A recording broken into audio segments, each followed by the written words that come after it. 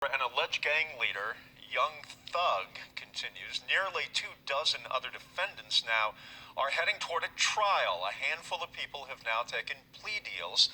The latest came this afternoon when Young Thug's own brother pleaded guilty. Joe Hankey has been following this case and has a look at who has cut deals with prosecutors so far. Jeff, Quantavious Greer entered his guilty plea today ahead of a trial for a case that is scheduled to go to trial next month. Greer avoided prison by taking a deal, but he cannot have any contact now with Jeffrey Williams, his brother, better known as Young Thug.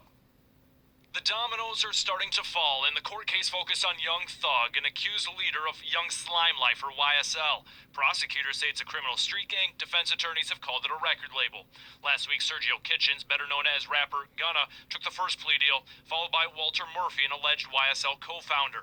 Then Mooney Lee, rapper Slime Life Shoddy, and Martinez Arnold, rap name Little Duke, cut deals. Now today, Quantavious Greer, or rapper Unfunk, entered a guilty plea. All five have been sentenced to between 9 and 10 years on probation.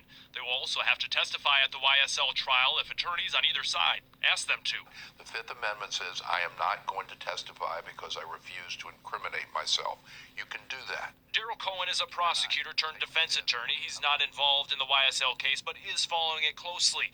If Gunna, Greer, or any of the others to take plea deals are called to testify, he says they can only use the Fifth Amendment to avoid certain questions, meaning they could offer valuable testimony. But you cannot take the Fifth when it comes to testimony towards someone else or some other people that are involved in a crime. Young Thug is charged with violating the state's RICO Act along with criminal street gang and firearms crimes. Other defendants face those same crimes, while a few are charged with murder and attempted murder. Cohen says with each guilty plea, remaining defendants might start becoming nervous. More of a possibility that people are going to testify against me, and it may not just be one person, maybe two or three or four. But on the other hand, I would use it and say, yeah, they pled guilty because they are guilty. We're pleading not guilty because we're not.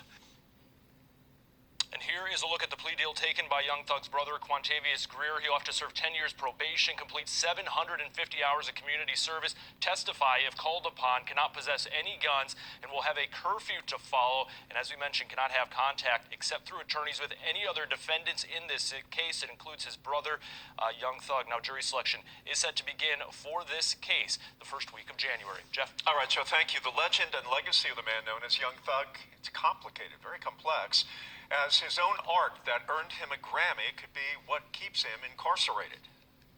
I never killed anybody, but I got something to do with that body. His song lyrics, as well as his life, are under the microscope. 11 Alive explains this complicated case as well as his impact within the community in our documentary series, Jeffrey.